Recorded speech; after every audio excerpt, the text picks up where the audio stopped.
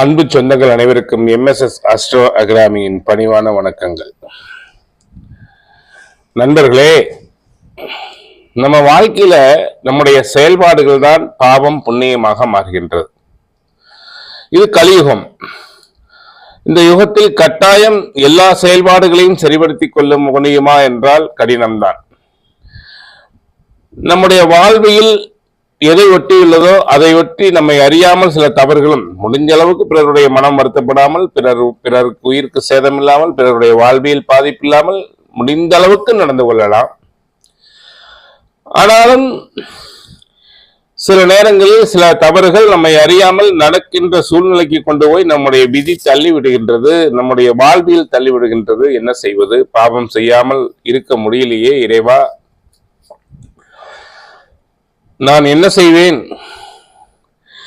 அப்போ அது எனக்கு துன்பமாக வந்து உறுத்துமா? ஒரு விவசாயி இருக்கிறான், விவசாயி தோட்டத்திலே ஒரு நோய் வந்து விட்டது, ஒரு பூச்சி வந்து விட்டது. இயற்கை விவசாயம் செய்யலாம், ஆனால் சொல்வதற்கு நல்லா இருக்கு. ஆனால் விவசாயம் செய்து பார்த்தால்தான் தெரியும், திடீர் சேதம் ஏற்படும் பொழுது ஒரு பூச்சிக்கொல்லி மருந்தோ ஏதோ தெளிக்க வேண்டிய கட்டாய சூழ்நிலை ஏற்பட்டு வருகிறது.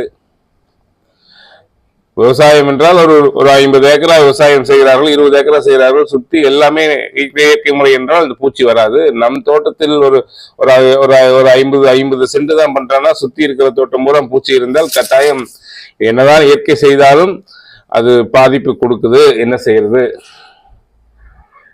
அப்போ இந்த மாதிரியான சூழ்நிலைகளில் பாவங்கள் அப்படிங்கிறது நம்மை அறியாமல் தவிர்க்க முடியாமல் சில சூழ்நிலைகளில் தள்ளிவிடுகின்றது. அதுக்கு சிவசாட்டில் ஒரு வரி வருது.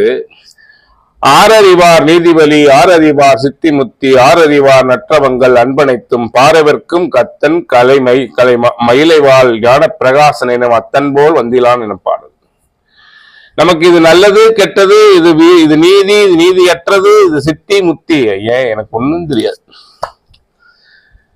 ஒரு நல்ல குருவினுடைய எப்படி குருஞான சம்பந்த தேசிகருக்கு ஞானப்பிரகாசன் குருவாக கிடைச்சாரோ, அதுபோல நல்ல குருவினுடைய திருவடியை பற்றி கொண்டால் நம்முடைய வாழ்விலும் சரி, நம்முடைய செயல்பாடுகளும் சரி, வினை இல்லாத நல் நிலையில் அமையும்.